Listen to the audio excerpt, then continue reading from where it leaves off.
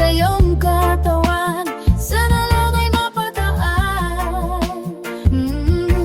Nabulag sa iyong mga kurbada, nabudol sa mga ulapang walang kontrata, harutan hanggang sa abutan ng umaga. Walang sagot sa katanungan kayong mabaroy. Kung ayaw masaktan, wag nang umasa, magbabakasali na lang nagsumamba. Ang mga dasal sa may kapal sana gumana, kaso madalas sila ni Satanas ay magkakunsaba. Matagal ko na tong pinapanayamin na ika'y tuluyang mapaibig sa akin, ngunit ako'y parang dagang dinadiklan ng lawin. Pinaglaruan tapos pinakawalan rin, tinikay tahimik, isip ay malalim. Hirap nang basahin, tira babaybayin, sarili kong nanguwain ang pag-ibig ay pag-amin. Ikaw ginawa mong sinig ang pagiging sinungaling.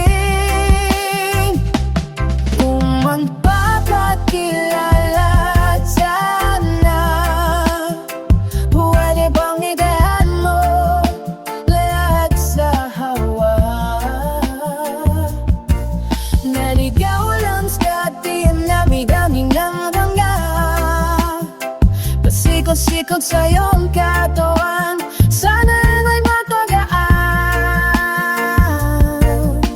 Ano ba talaga tayo para lang klaro? Kailangan kong malaman kung mahal mo pa ba po? Nilalaro ka lang ba o nananarantado? Kasi nakita ko kahapon may kasama kang bago. Ayoko nang umasa sa mga usapang malabo, parang gamo-gamo na daramat na paso. Naglalakad mas lalo lang nawala, at naglaho ang mga balak at plano. Nagmukha pa kong bago, kaya walang mga pangako, puro pera-paraan. Laging telebabat kahit pa ang tawagan, araw-araw lumayaan kasi para pa saan ang mga sungkan kung wala namang karapatan. Ay di nung maliwanag yan, huwag mo sanang bilingan kapaan para magkasintahan sa sinehan.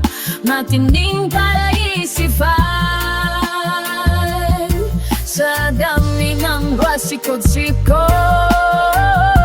nagkakasalisihan. Kung ang papakilala sana, pwede pang idehan mo lahat sa hawa. Naligaw lang sa ating dami-daming niya, pasikot-sikot sa iyong katawan, sana napadaan. Oras at konting espasyo lang kailangan nating dalawa sa ngayon. Ngunit at kami naman ko hadlang, palapit na tayo sa kalawakan. May dalawang makasintahan sa taas ng bundok, nagkasundong tapusin ang buhay nilang malungkot. Hindi na masaya sa kamahanap na itulido, sa panay sabay silang talon sa tuktok. Sabi niya magtiwala ka lang sa'kin, mahal ko.